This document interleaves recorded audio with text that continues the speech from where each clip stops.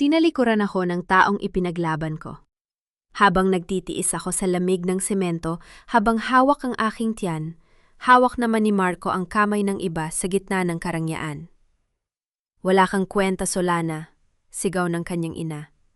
Ngunit hindi nila alam ang dugong itinapon nila ay ang dugong mamumuno sa kanila. Babawiin ko ang lahat ng inagaw niyo ng may danggal. Kakayanin ba ng puso kong sugatan na harapin ang masaklap na katotohanan bago ang aking pagbangon? Hindi siya nababagay sa pamilya natin, Marco. Para lang siyang katulong na pinalaki mo sa tabi-tabi at mas mabuti pang itapon na, bago pa makasira sa pangalan ng pamilya Alferos. Ang mga salitang iyon ay tila mga matatalim na karayo na dumaan sa pandinig ni Solana. Sa kanyang mga kamay hawak niya ang tray kung saan nakapatong ang mainit na mangkok ng tinola, ang paboritong pagkain ni Marco na 3 oras niyang pinagsumikap ang lutuin kahit kumikirot ang kanyang likod mula sa maghapong paglilinis ng buong mansyon. Sa bulsa ng kanyang lumang apron, nakatago ang isang maliit na plastic na stick na may 2 kulay rosas na guhit. Isang lihim ng bagong buhay na sana ay magdadala ng kagalakan. Ngunit na yon ay naging pinakamabigat na dusa. Nanginig ang kanyang mga daliri. Ang init ng mangkok ay gumuhit sa kanyang balat, ngunit ang buo niyang katawan ay nanlamig na parang itinapon sa gitna ng yelo. Walang sigaw na lumabas sa kanyang bibig sapagkat ang totoong sakit ay hindi humihiye. Ito ay pumapatay sa katahimikan. Ang lalaking pinag-alayan niya ng 5 taon ng kanyang kabataan, ang lalaking ipinaglaban niya laban sa sarili niyang ay tahimik lamang na nakikinig sa kanyang ina habang winawasak ang kanyang pagkatao. "Marelax ka lang," rinig yung tugon ni Marco mula sa loob ng silid-aklatan, may halong malamig na tawa na hindi kailanman narinig ni Solana noon. Gagamitin muna natin ang pangalan ng tatay niya para makuha ang approval sa pondo ng foundation. Pagkatapos nun, madali na siyang paalisin. Babayaran ko na lang siya ng konting pera para makauwi sa probinsya. Dapat lang, Marco. Dahil nakikipag-usap na ako sa pamilya ni Clara. Si Clara ang nababagay sa iyo, mayaman, edukada at hindi pabigat. Si Solana isang hampas lupa na umaasa sa atin dahil sa utang na loob. Bumagsak ang panga ni Solana. Ang kanyang paningin ay nanlabo sa mga luhang pumuno sa kanyang mga mata. Sa sobrang paninginig ng kanyang mga kamay, gumalaw ang tray. Ang mainit na sabaw ay natapon sa kanyang mga daliri, nag-iwan ng mapulang pasimula ng pasuna. Ngunit hindi niya naramdaman ang labis na sakit sa balat dahil mas matindi ang pagkasunog ng kanyang kaluluwa. Naidulas ang mangkok at tumama. Sa marmo na sahig sabog ang sabaw at nabasag ang babasagin. Yumuko si Solana habang pumapatak ang kanyang mga luha sa nakakalat na pagkain sa semento. Bumukas ang pinto ng silid-aklatan. Lumabas si Marco, nakakuwait ang mga kilay habang nakatingin sa natapon na pagkain, at kay Solana na nakaluhod na ngayon sa sahig. "Ano ba naman yan, Solana?" Asik ni Marco, walang kahit anong bakas ng pag-aalala sa namumulang kamay ng kanyang kasintahan. "Kahit simpleng pagdadala ng pagkain, hindi mo pa magawa ng maayos. Tumingin ka nga sa paligid mo, ang dumi-dumi." Tumingala si Solana, tinitigan ang mukha ng lalaking minsang, nangakong iingatan siya. "Marco, mainit yung..." "Ilinis mo yan na yun din," putol ni Doña Teresa habang nakatayo sa likod ng kanyang anak, nakakrus ang mga braso at puno ng paggamuhi ang mga mata. "Huwag kang magdrama riyan. Hindi kami nagpapakain ng taong lampas-lampasan ng katangahan. Pagkatapos mo riyan, linisin mo ang buong silid-aklatan." Habang nakatungo si Solana at pinupunasan ng basahan ang natapon na sabaw sa ilalim ng pinto ng silid-aklatan, nagawi ang kanyang tingin sa ilalim ng malaking mesang gawa sa mahogany. Sa gitna ng mga nakakalat na papel, may isang makapal na kulay kape na soble na may nakatatak na pulang insignia, isang letrang N na may korona sa ibabaw, at sa ibaba nito ay nakasulat ang pangalang Navarro Estate Confidential. Bakit may ganong sobre si Marco ang insignia? Ang iyon ay ang parehong marka na nakaukit sa lumang kwintas na iniwan ng kanyang pumanaw na ina. Mula sa dilim ng pasilyo, mabilis na lumapit si Tia Rosa, ang matandang katulong na nag-iisang nagpapakita ng awa sa kanya. Kinuha nito ang basahan sa kamay ni Solana at pabulong na nagsalita. "Ako narito, iha. Pumunta ka na sa kwarto at gamutin mo ang kamay mo. Pabulong na wika ng matanda habang pilit na pinipigilan ang sariling luha sa awa kay Solana. Magpakatagtag ka. May dahilan ng Diyos kung bakit ka inilagay sa gitna ng bagyo. Pumasok si Solana sa kanyang maliit na kwarto sa dulo ng mansyon. Humarap siya sa lumang salamin. Ang kanyang pisingi ay basang-basa ng luha, ang kanyang damit ay may amoy ng natapo na sabaw, at ang kanyang kamay ay nanginginig sa paso. Ngunit nang ibaba niya ang kanyang tingin sa kanyang tiyan, may isang bagay na nagbago sa kanyang loob. Inilagay niya ang kanyang pawisang palad sa ibabaw ng kanyang tiyan. Ang sakit ay hindi na lamang sa kanya, may isa pang buhay na nakikiramdam sa kanyang bawat paghinga. Hindi kita hahayang lumaking walang danggal, pabulong na pangako ni Solana sa kanyang sarili at sa batang hindi pa naisilang. Hindi ako mamamatay bilang isang katulong sa bahay na ito. Biglang bumukas ng malakas ang pinto ng kanyang kwarto. Nakatayo roon si Doña Teresa, malamig ang titig at may hawak na lumang kahon ng mga gamit ng pamilya ni Solana. Bukas na bukas aalisin natin ang mga natitirang alaala ng patay mong pamilya rito. Malamig na pahayag ng matanda habang itinapon ang kahon sa paanan ni Solana. At kapag hindi ka pa natutong umayos, Solana, sisiguraduhin kung wala ka mapupuntahan, kundi ang kalsada. Hanggang kailan kayang tiisin ng isang pusong sugatan ang hagupit ng kawalan ng katarungan bago ito maging isang apoy na tanging makakapagwasak sa mga taong yumurak sa kanyang danggal? Bumangon ka dyan, Solana. Hindi ka nagbakasyon dito para magtulog-tulugan ng halos mag-ikawalunan ng umaga. Ang galit na boses ni Doña Teresa ang gumising kay Solana habang malakas na itinulak ng matanda ang pinto ng kanyang silid. Mabilis na napaupo si Solana sa kanyang higaan, umikot ang kanyang paningin at kumulo ang kanyang tiyan ang matinding paggahilo at pagsusuka sa umaga ng isang nagdadalang tao. Instinctive niyang itinakip ang kanyang kamay sa kanyang ibabang tiyan upang protektahan ang buhay sa loob nito. Pasensya na po, Doña Teresa. Nahilo lang po ako ng bahagya, pabulong na hingi ng paumanhin ni Solana habang pilit na itinayo ang kanyang nanginginig na katawan. Tinitigan siya ng matanda mula ulo hanggang paa nang may matinding paghamak. Huwag mo akong idadaan sa mga palusot mo, Solana. Maraming bisita ang dadating ngayong hapon para sa negosyo ni Marco. Gusto kong makitang kumikislap ang bawat sulok ng mansyon. Linisin mo ang malaking chandelier at ilipat mo ang mga mabibigat na paso sa hardin. Yumuko si Solana. Ang kanyang kanang kamay na napasok kagabi ay may balot na malinis na tela kumikirot sa bawat paggalaw ng kanyang mga daliri. Tandaan mo, Solana, pangaral ni Doña Teresa, habang itinuturo ang kanyang daliri sa mukha ng dalaga. Kung hindi dahil sa pamilya Alferos, nasaan ka ngayon, pulubi sa kalsada? Kinupkop ka namin nang mamatay ang mga magulang mo na walang naiwang kahit ni isang sentimo. Utang mo sa amin ang bawat subo ng kanina kinakain mo rito.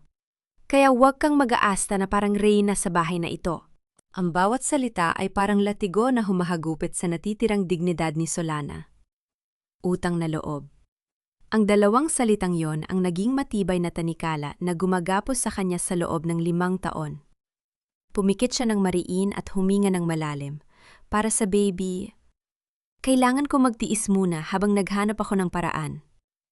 Paglabas ni Doña Teresa, patagong lumapit si Tia Rosa mula sa likod ng kusina. May hawak itang maliit na saging at isang baso ng malamig na tubig. Iha, kainin mo muna ito. Pabulong na sabi ng matandang katulong habang inilalagay ang pagkain sa mga kamay ni Solana. Lanlalamig ang mga kamay mo at napakaputla mo. Isipin mo ang kalusugan mo. Napatingin si Solana sa saging at sa maawain na mukha ni Tia Rosa. Sa gitna lang disher, tanang kalupitan sa mansyong iyon, ang maliit na paggalingang ito ay tila hamog na nagbigay ng konting lamig sa kanyang sugatang puso. Salamat po, Tia Rosa. Sobrang salamat po. Pabulong na wika ni Solana habang mabilis na kinakain ang saging upang pawiin ang pagkahilo.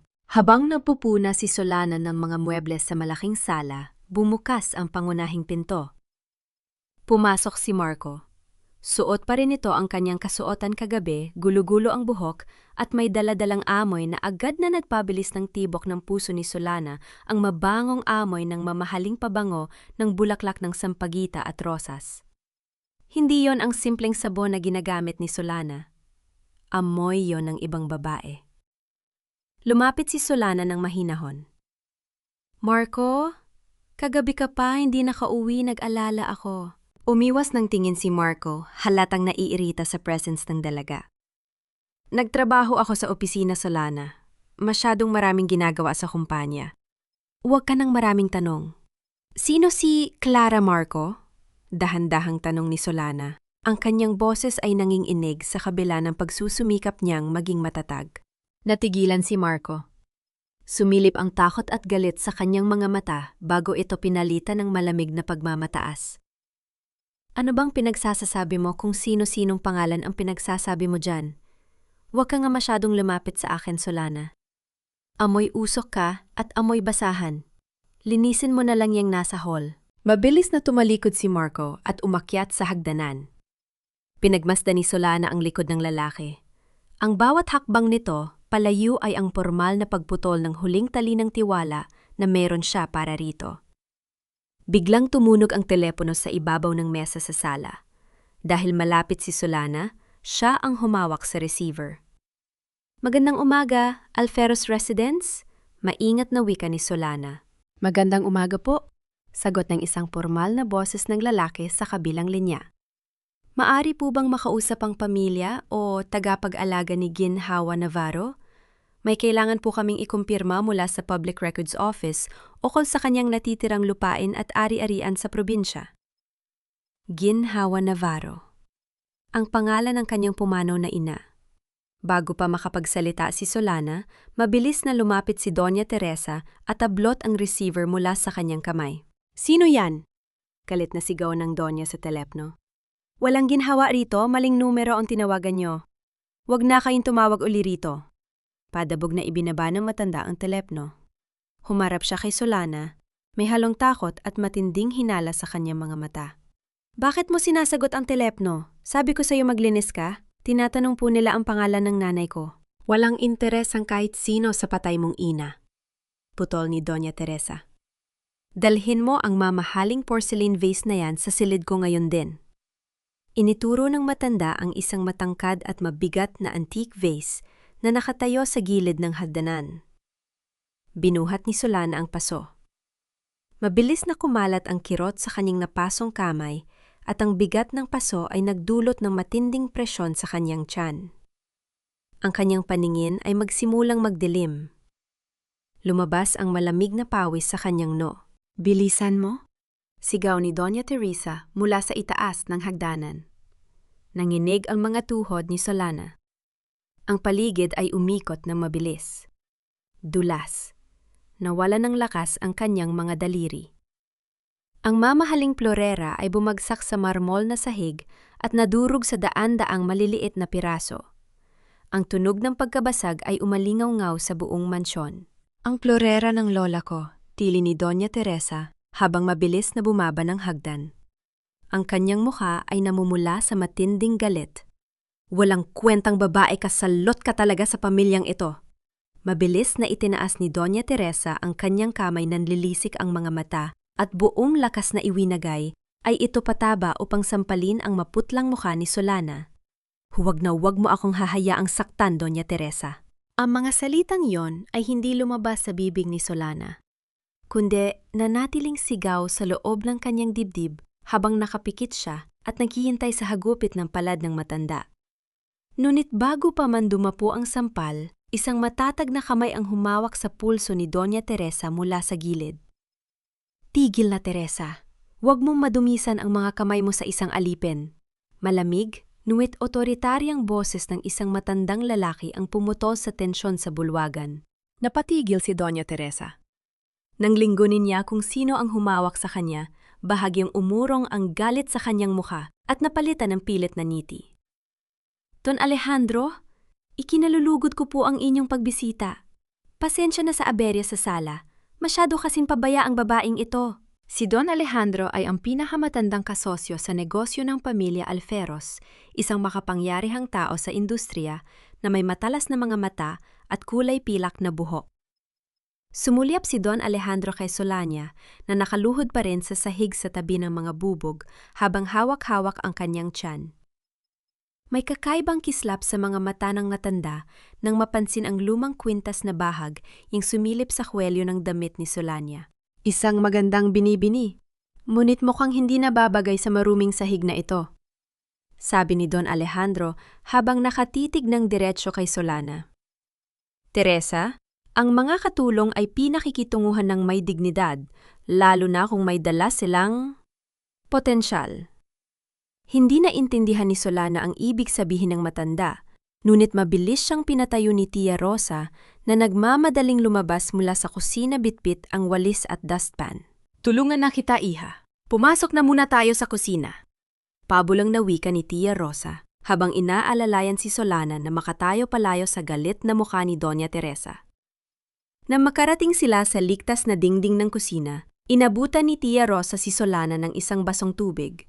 Nanginginig pa rin ang mga kamay ni Solana, hindi dahil sa takot sa muntek ng pagsampal, kundi dahil sa labis na pagod at pag-aalala sa bata sa kanyang sinapupunan.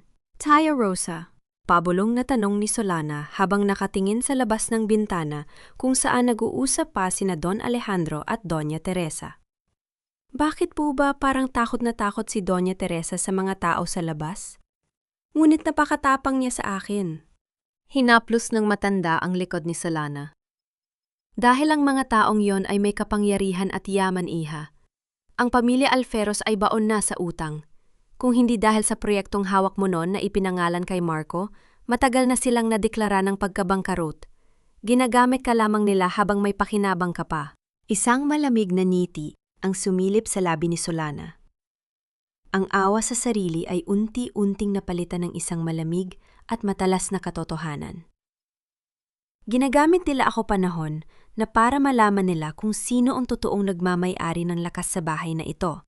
Kinabukasan, habang abala ang buong mansyon sa paghahanda para sa nalalapit na engagement party ni Marco at Clara, sinamantala ni Solana ang pagkakataon upang puntahan ang bodega sa pinakailalim ng mansyon, ang lugar kung saan itinatapon ang mga lumang gamit ng kanyang ina.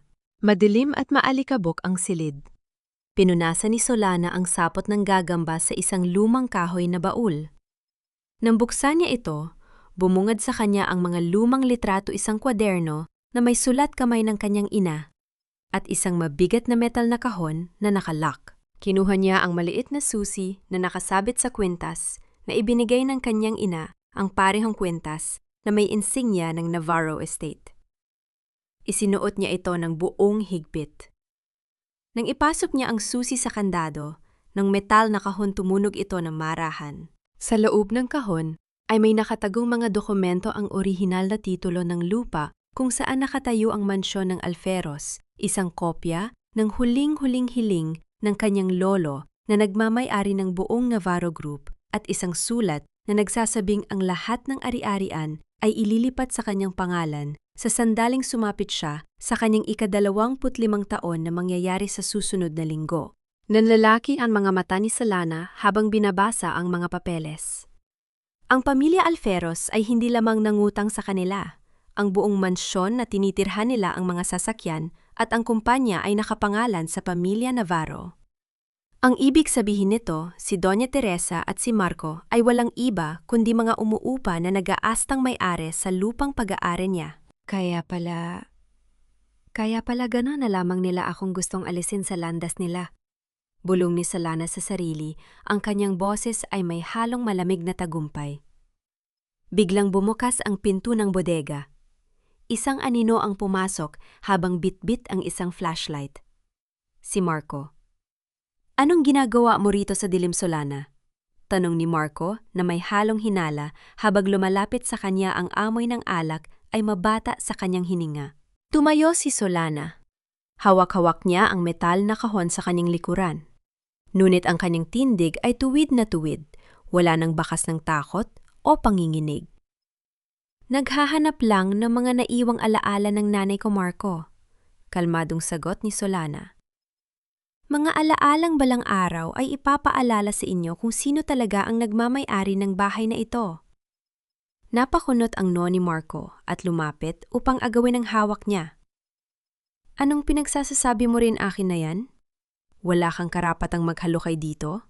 Pagupaman madikit ang kamay ni Marco sa kanyang balikat, mabilis na umurong si Solana at itinapat ang kanyang malamig na tingin sa muka ng lalaki. Huwag mo akong hawakan, Marco.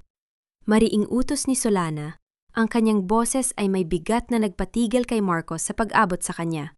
Dahil sa mga susunod na araw, ikaw at ang nanay mo ang luluhod sa harap ko. Luluhod sa harap mo si? Raka na ba talaga, Solana? Malakas na tumawa si Marco.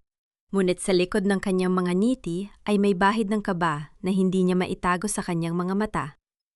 Tinitigan niya si Solana na noon ay tila ibang-iba na sa babaeng umiiyak at nagmamakaawa sa sahig nung mga nakaraang araw. Ang tindig nito ay tuwid ang mga mata ay malamig na parang yelo at ang bawat salita ay may dalang bigat na sumusugat sa kanyang ego. Huwag kang masyadong mataas ang lipad, Solana. Pagpapatuloy ni Marco habang lumalapit upang agawin ang kahon sa likod ng dalaga. Kahit anong hanapin mo riyan, mga lumang papel lang yan ng mga patay mong magulang. Wala kang laban sa pamilya namin. Ganun ba, Marco? Malamig na sagot ni Solana habang mabilis na naiwasan ang pag-abot ng lalaki. Kung ganun, bakit kailangan mo pang magpakasal kay Clara para lang mas alba ang kumpanya ninyo? Bakit takot na takot ang nanay mo tuwing may tumatawag mula sa Public Records Office? Natigilan si Marco. Namutla ang kanyang muka. Paano mo nalaman yon? Hindi ko na kailangang ipaliwanag sa isang taong ang alam lang ay manguto at magnakaw. Diretsyong putol ni Solana ang kanyang boses ay matalas na parang kutsilyo. Huwag kang mag-alala, Marco. Malapit na ring masaksihan ng buong mundo ang tunay na mukha ninyong mag-ina. Bago pa makapagsalita si Marco, mabilis na tumalikod si Solana at lumabas ng bodega, iniwan ang lalaking nakatayo sa dilim at nanginginig sa galit at kanta ng takot. Kinaumagahan, ang buong mansyon ng Alferos ay abalang-abala para sa rehearsal ng darating na engagement gala. Si Doña Teresa ay naguutos sa mga katulton habang suot ang kanyang pinakamahal na alahas, samantalang si Clara, ang anak ng isang maimpluwensyang bilyonaryo at ang bagong kasintahan ni Marco ay nakaupo sa sala habang umiinom ng tsaa, may mukhang nagmamay-ari ng buong mundo. Solana, nasa na ba ang kape ko? Sigaw ni Doña Teresa mula sa sala nang makita si Solana na naglalakad pababa sa hagdanan. Wala ka nangang silbi sa kumpanya? Pati ba naman pagtitimpla ng kape ay hindi mo pa magawa ng tama? Tumigil si Solana sa gitna ng hagdan. Suot niya ang isang simpleng puting bestida, ngunit sa kanyang letrang nakaukit ang kumikislap na kwintas ng pamilya Navarro. Hindi na siya yumuko. Tinitigan niya ng diretso si Doña Teresa na no'y nakataas ang kilay. Kung gusto mo ng kape, Teresa, pwede naman kumuha ka sa kusina? Kalmadong sagot ni Solana. Nanlaki ang mga mata ni Doña Teresa. Anong tawag mo sa akin, Teresa? Walang hiya kang babae? Kalumapit ka rito? Si Clara na nagtataka sa eksena ay tumayo at tinapunan ng pandidiri si Solana. Marco, sinong babaeng ito? Bakit kasama pa siya rito sa mansyon? Sabi mo ba sa akin ay pinalayas mo na ang dating katulong nga ito? Lumapit si Marco na, namumula sa galit, mabilis na hinawakan ang braso ni Solana at hinila ito palayo sa paningin ng mga bisita. Solana, nababaliw ka na ba? Gusto mo bang mapahiya kami sa harap ni Clara? Humingi ka ng tawad sa nanay ko ngayon din. Hinimulmat ni Solana ang kanyang braso mula sa pagkahahawak ni Marco. Ang kanyang balat ay bahagyang namula, ngunit ang kanyang mukha ay nanatiling walang emosyon. Huwag mo akong hawakan, Marco. Bariing bulong ni Solana na sapat lamang para marinig nilang dalawa. At tungkol sa engagement ninyo ni Clara, ipagpatuloy ninyo. Mas masaya ang palabas kung mas mataas ang mararating ninyo bago kayo tuluyang bumagsak. Bago pa makasagot si Marco, dumating si Tia Rosa na may dalang isang opisyal na sobre. Solana, may nagpaparating nito para sa iyo mula kay Ate Ramos. Kinuha ni Solana ang sobre. Binuklat niya ito sa harap ni Marco at Doña Teresa. Isang kopya ng legal notice na nagbabawal sa pamilya Alferos na magbenta o magsanla ng anumang bahagi ng ari-arian ng Navarro Estate kabilang ang mismong mansyong tinitirhan nila. Nanigas si Doña Teresa nang makita ang dokumento. Ano to? Paano nangyari to? Bumiti si Solana, isang ngiti na nagpatindig ng balahibo sa lahat ng naroroon. Simula pa lang ito, Teresa. Mas mabuti pang simulang i-impact na ninyo ang mga gamit ninyo dahil sa gabing ng engagement party, kayo naman ang mapapalayas. Isang legal notice lang ba ang kaya mong ipagmalaki, Solana? Sigaw ni Doña Teresa habang nanginginig ang mga kamay na hawak ang papel. Akala mo ba matatakot mo kami sa mga gawa-gawang dokumentong yan, Marco, tawagin? Mo ang mga pulis ipaaresto ang babaeng ito sa salang trespassing at paninirang puri. Hindi natin nagsisolana. Nanatili siyang nakatayo sa ibabaw. Nang hagdanan ang kanyang mga mata ay matalas na nakatutok sa mag-ina, habang si Clara naman ay naguguluhan at nanggigigil sa tabi ni Marco. Ipaaresto ako. Mahinahong tanong ni Solana. Ang kanyang tinig ay may kakaibang lamig na nagpatahimik sa buong bulwagan. Subukan mong tawagin ang mga pulis, Teresa. At sa pagdating nila, isasabay ko na rin ang paggawad ng kaso ng pagnanakaw sa pondo ng Charitable Foundation at panloloko sa pampublikong dokumento. Namutla si Marco. Ang kanyang mga labag sa batas na transaksyon ay tanging silang mag-ina at ilang mapagkakatiwala ang tauhan lamang ang nakakaalam. Paano nalaman ni Solana ang tungkol sa pondo ng pundasyon? Huwag kang maniwala sa kanya, ma. Tanggol ni Marco habang hinawakan ang braso ng kanyang ina na halos himatay na sa takot. Nasisiraan na ng bait si Solana dahil iniwan ko siya. Nag-iibento lamang siya ng mga kasinungalingan para masira ang araw na ito. Tumalikod si Solana. Mag-iimbento ba ang isang taong may hawak na orihinal na bank statements at signed receipts ninyo? Magkita tayo sa korte o kaya sa mismong gabi ng engagement party ninyo. Pumanhik si Solana pabalik sa kanyang silid, iniwan ang pamilya Alferos sa gitna ng matinding pagkataranta. Pagsasara pa lamang niya ng pinto ay narinig na niya ang sigaw at basagan ng mga gamit sa baba, ang patunay na ang takot ay unti-unti nang pumapatay sa kasakiman ng pamilyang yon. Lumipas ang mga araw ng mabilis. Ang mga sumunod na sandali ay ginugol ni Solana sa piling ni Ate Ramos at ng kanyang pinagkakatiwala ang tagapayo upang plansahin ang bawat detalye ng operasyon. Sa tulong ng mga ebiden, siyang nakuha niya sa bodega at sa opisina ni Marco na i-freeze na ng korte ang lahat ng natitirang commercial accounts ng pamilya Alferos. Isang gabi bago ang pinakahihintay na grand gala, kumatok si Tia Rosa sa silid ni Solana. May dala itong isang maliit na kahon. Iha, wika ng matanda habang nakangiti ng may luha sa mga mata. Ito ang mga damit na isinuot ng nanay mo nung ipinakilala siya ng iyong lolo sa buong lipunan. Alam kong babagay ito sa iyo bukas. Pinuksan ni Solana ang kahon. Isang magandang pulang silk gown ang nakatago roon.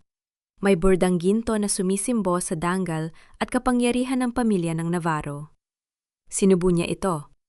Ang damit ay eksaktong sakop ang kanyang katawan at habang nakatingin siya sa salamin ang nakita niya, ay hindi na ang Solana na nagmamakaawa sa semento, kundi ang reyna na babawi sa kanyang kaharian. Salamat, Tia Rosa, bulong ni Solana habang niyakap ang matanda. Bukas matatapos na ang bangungot natin.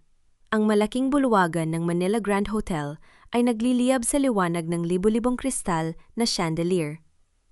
Ang bawat sulok ay pinalalamutyan ng mga mamahaling puti at pulang rosas sumisimbolo sa marang, yung pag-iisa ni na Marco Alferos at Clara Navarro, isang alyansa na idinesenyo upang iligtas ang nalulubog na pangalan ng pamilya Alferos. Sa gitna ng karanyaan si Doña Teresa ay naglalakad na tila reyna suot ang kanyang pinakamahal na diamante habang ipinagmamalaki sa mga bisita ang kanyang matagumpay na anak.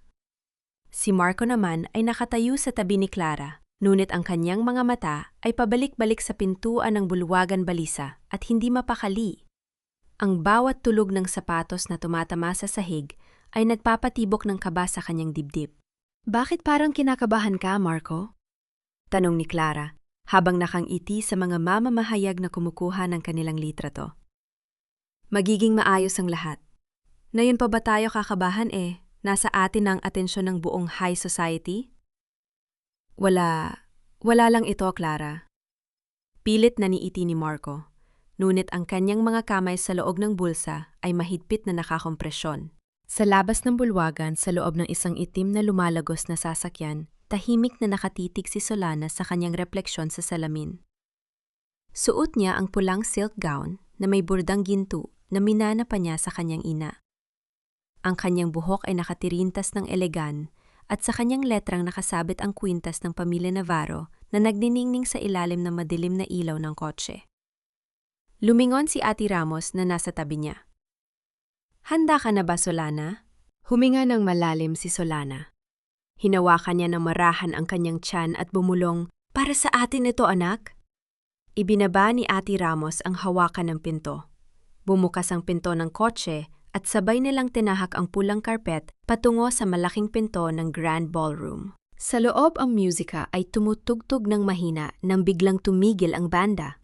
Ang mga mata ng lahat ng tao sa loob ay lumingon sa malaking pinto na dahan-dahang bumubukas. Ang liwanag mula sa labas ay pumasok at sa gitna nito ay lumitaw ang isang pig-ura na nagpatigil sa paghinga ng bawat tao sa silid. Si Solana. Ang kanyang paglakad ay may tonong kapangyarihan mabagal tuwid at walang bakas ng takot. Ang bawat hakbang ng kanyang takot sa marmol na sahig ay tila mga martilyo na tumatama sa konsensya ng pamilya Alferos. Napatigil si Doña Teresa sa gitna ng kanyang pagkukwento at ang baso ng champagne sa kamay ni Marco ay halos mabitawan nito sa sobrang gulat. Si Clara naman ay napatitig ng may halong inis at pagtataka sa babaeng dumating ng walang imbitasyon. "Anong ginagawa niya rito?"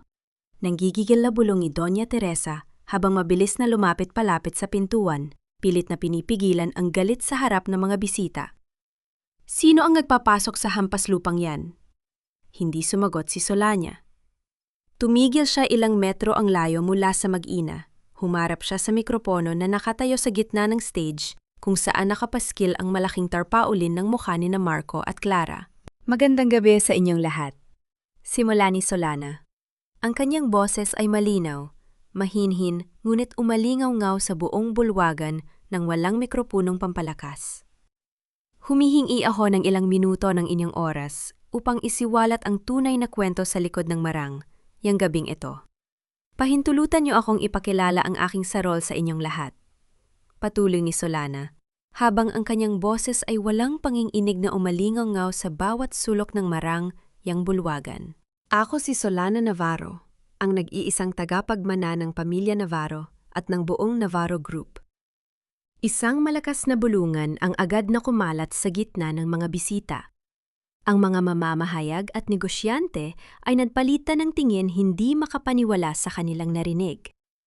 Ang pangalang Navarro ay isang alamat sa lipunan, isang pamilyang may hawak ng pinakamalaking lupain at bangko sa probinsya na matagal nang nawala ng balita ukol sa kanilang tagapagmana.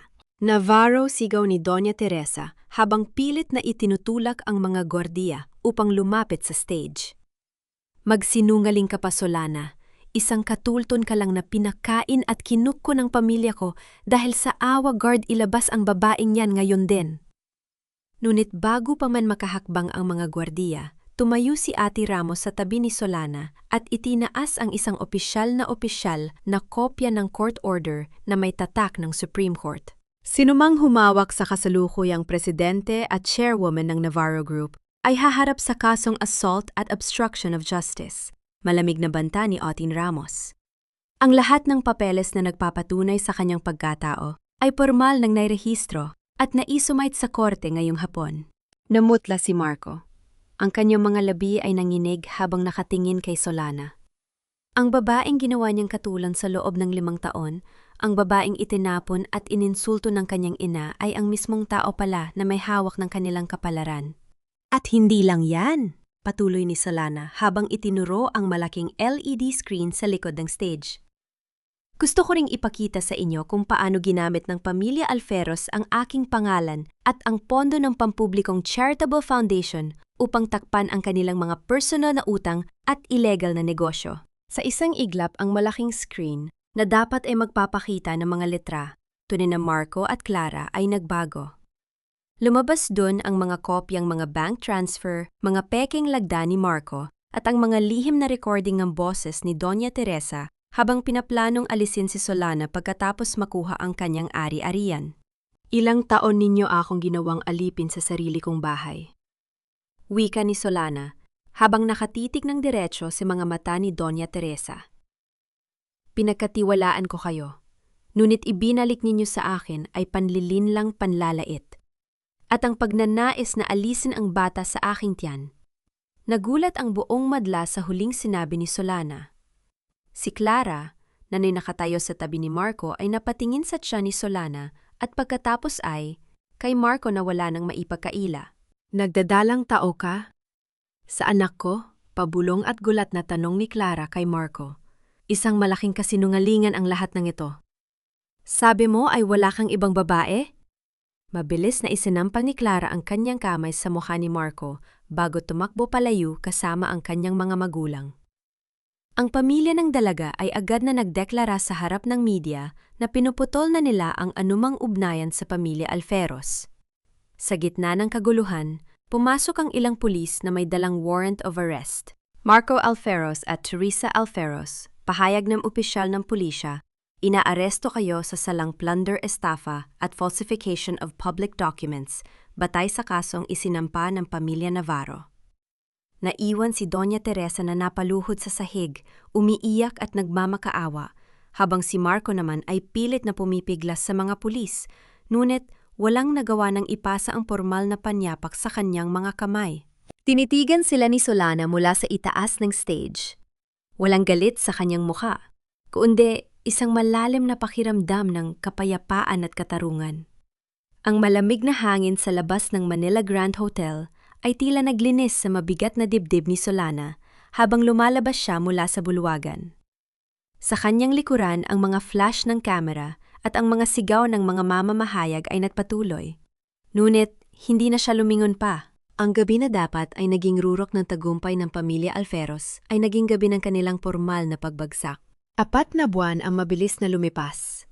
Sa isang tahimik at asul na rest house sa tabi ng dagat sa Batangas, nakatayo si Solana sa beranda habang hawak ang isang baso ng mainit na gatas. Ang kanyang tiyan ay kapansin-pansin ng malaki ang 4 na buwang. Pagdadalang tao ay nagbigay sa kanya ng isang kakaibang ningning at lambot sa muka. Ang matinding galit at sakit na pumuno sa kanyang puso noong mga nakaraang buwan ay dahan-dahang napalitan ng kapayapaan at pag-asa. Iha, bawal sa iyo ang magpalamig sa labas, pangaral ni Tia Rosa habang inilalagay ang isang malambot na shawl sa mga balikat ni Solana. Isipin mo ang apo ko sa loob ng tiyan mo. Mumiti si Solana at hinawakan ang kamay ng matanda. Salamat, Tia Rosa. Hindi pa rin ako makapaniwala na malaya na tayo mula sa mansyong iyon. Nasa tamang lugar ka na, Solana, sagot ng matanda na may luha sa mga mata. Ang Diyos ay hindi natutulog. Ipinagtanggol ka niya dahil mabuti ang puso mo. Lumapit si Ate Ramos na may dalang ilang folder ng mga papeles. Magandang hapon, Presidente Solana. May ulat ako mula sa Korte o Call sa kaso ng mga Alferos. Ano ang balita, Ate Ramos? Tanong ni Solana habang nauupo sa malambot na sopa sa beranda. Nakahatol na ang korte. Simula ng abogado. Napatunay ang guilty sina Marco at Doña Teresa sa kasong estafa at pagnanahaw sa pondo ng foundation. Si Marco ay nahatulan ng 10 taong pagkabilanggo, samantalang si Doña Teresa ay kailangang magbayad ng milyon-milyong danyos at nahaharap din sa 5 taong pagkakulong. Huminto ng bahagya ang abogado bago ipagpatuloy ang ulat. Nabalitaan din namin na ang lahat ng kanilang natitirang ari-arian kabilang ang mansyon ay pormal nang naisalin sa ilalim ng pangalan ng Navarro Group batay sa court order. Tahimik na nakinig si Solana. Walang anumang ingay ng kagalakan o pagmamayabang sa kanyang muka. Ang nararamdaman niya ay isang malalim na paghinga ng ginhawa, hindi dahil sa panalo siya sa laban, kundi dahil ang kanyang anak ay lalaki sa isang mundong malinis at may katarungan. Ano ang plano mo sa mansyon ng mga Alferos, Solana? Tanong ni Tia Rosa. Tumingin si Solana sa malawak na dagat habang hinahaplos ang kanyang tiyan. Gagawin natin itong isang shelter home para sa mga kababaihan at mga inang biktima ng pang-aabuso at domestic violence. Ang lugar na iyon na dating puno ng dusa at takot ay gagawin nating simbolo ng pag-asa at paghilom. Nang hapong iyon habang nakaupo si Solana sa gilid ng dalampasigan, naramdaman niya ang unang malakas na sipa ng kanyang anak mula sa loob ng kanyang tiyan. Napangiti siya habang pumatak ang isang luha ng kaligayahan sa kanyang pisngi. "Rinig mo ba yun, anak?"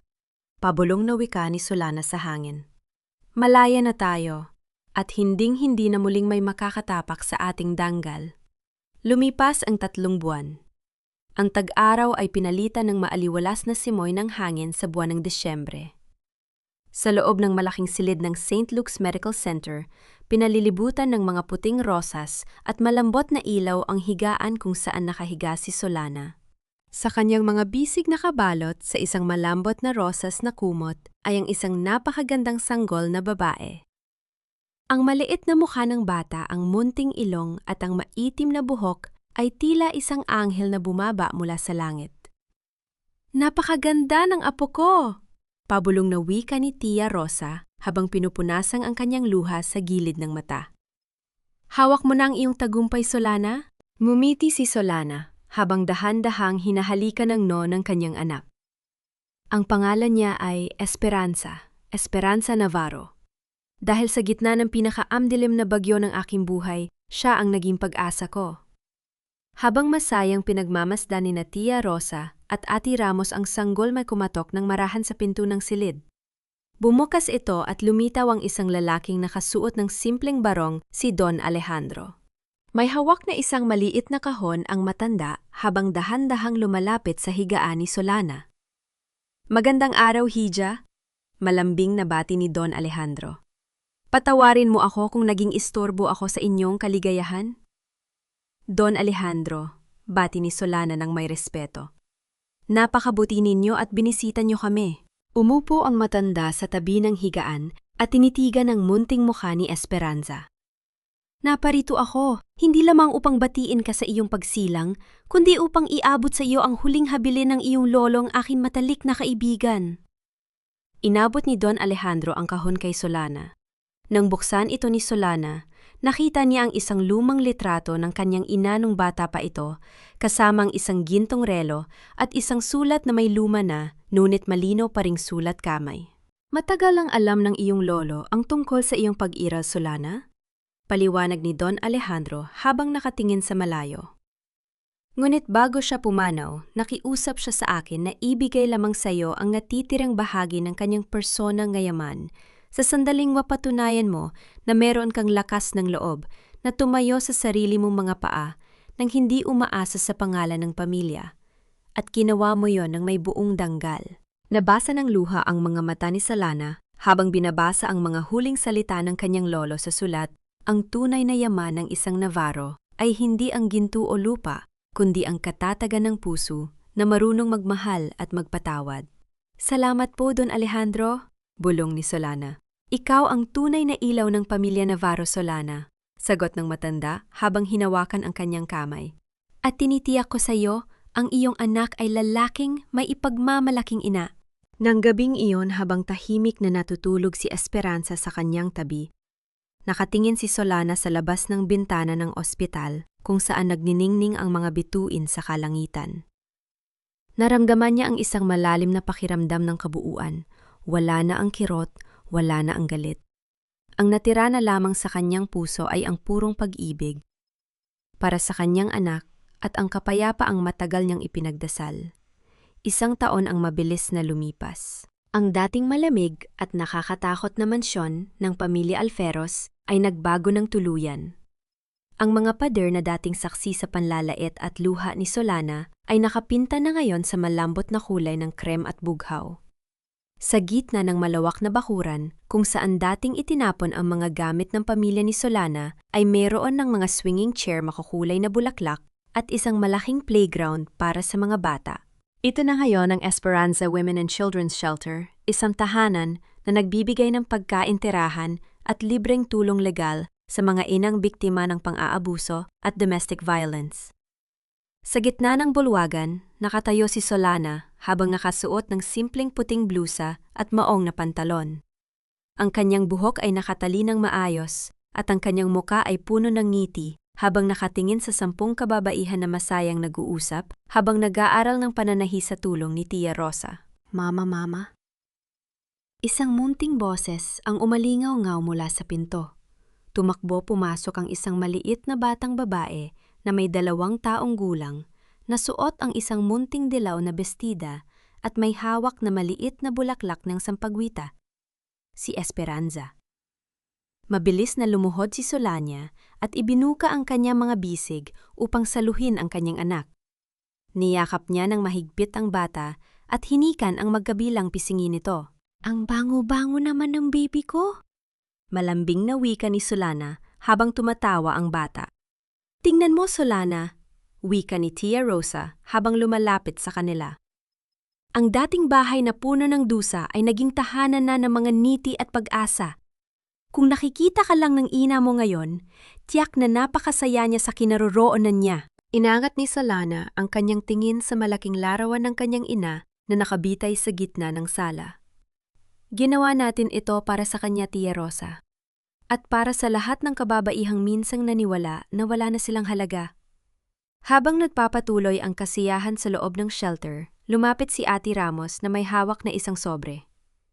Magandang hapon, Solana, bati ng abogado ng may ngiti sa mga labi. May liham na dumating mula sa Bilibid Prison. Napatigil si Solana. Tinitigan niya ang sobre na may nakasulat na pangalan ni Marco Alferos. Gusto mo bang basahin ko para sa'yo? Tanong ni Ate Ramos. Huminga ng malalim si Solana. Kinuha niya ang sobre at dahan-dahang binuksan ito sa harap ng bintana habang nakatitig sa kalangitan. Sa loob ay may isang pahina ng sulat kamay ni Marco. Solana, patawarin mo ako. Araw-araw sa loob ng seldang ito pinagsisisihan ko ang lahat na ginawa ko sa iyo at sa anak natin. Nabalitaan ko ang tungkol sa Esperanza Shelter. Tama ka, hindi ako naging karapat-dapat na maging ama o kabiyak.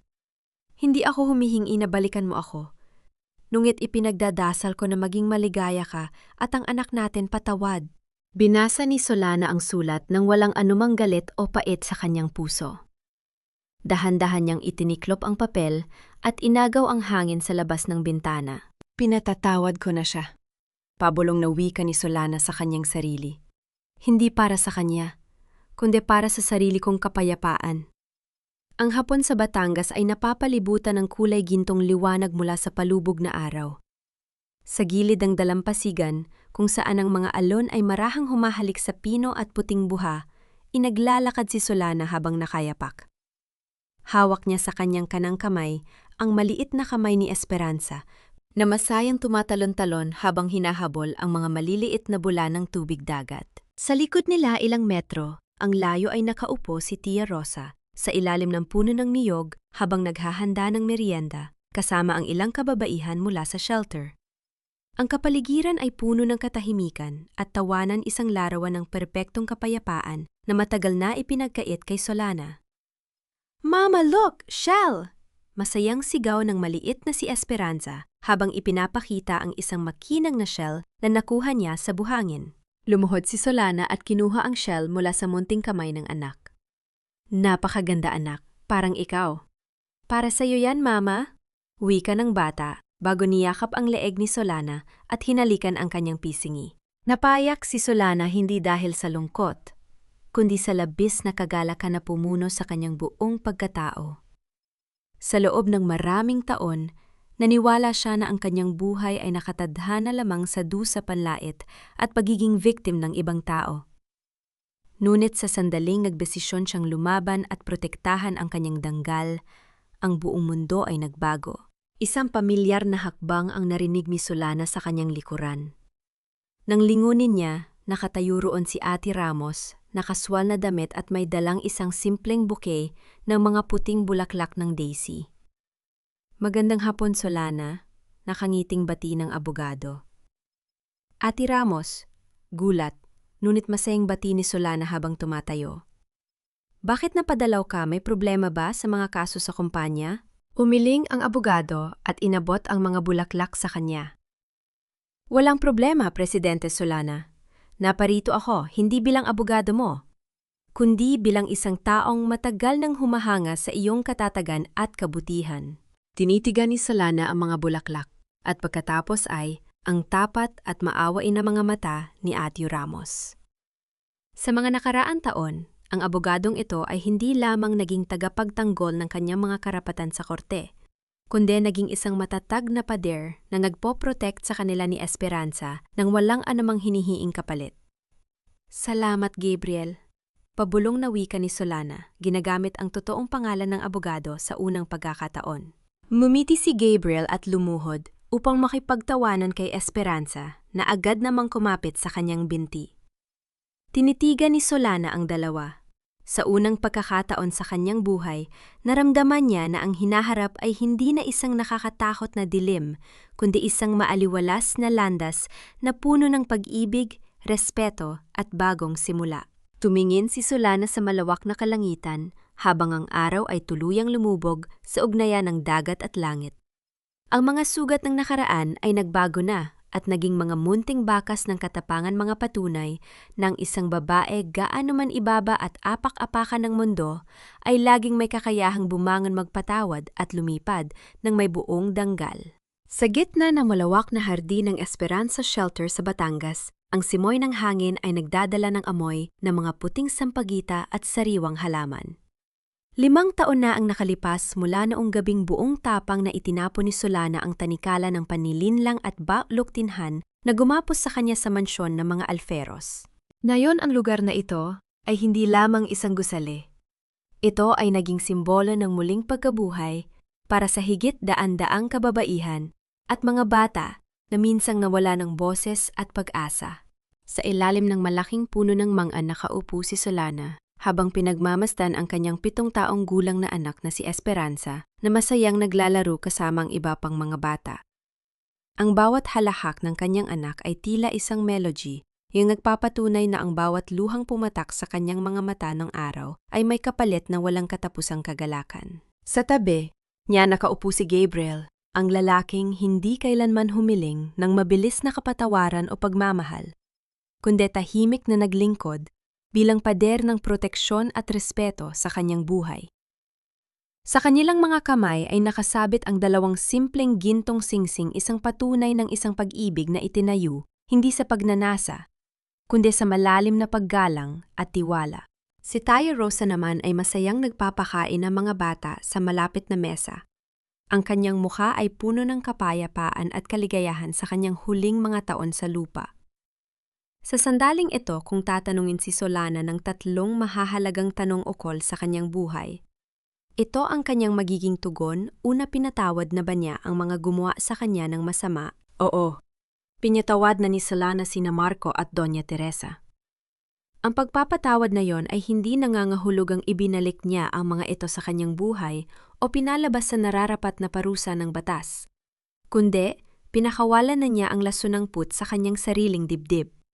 Ang tunay na kapatawaran ay ang hindi na pagpapahintulot sa nakaraan na kontrolin ang iyong kasalukuyan. Ikalawa, nahanap na ba niya ang tunay na kapayapaan? Nahanap niya ito hindi sa dami ng yaman ng pamilya Navarro, kundi sa simpleng yakap ng kanyang anak, sa ngiti ng mga inang kanyang natulungan, at sa tahimik na gabi kung saan maaari siyang matulog ng walang takot o hiya sa kanyang puso. Ikatlo, ano ang aral na maiiwan sa bawat taong nakikinig sa kanyang kwento? Ang utang na loob at sakripisyo ay mga dakilang bagay. Ngunit kailanman ay hindi ito dapat maging dahilan upang ipamigay mo ang iyong sariling danggal. Ang bawat babae ay may likas na lakas na maging tagapagtanggol ng kanyang sarili at ng kanyang mga anak.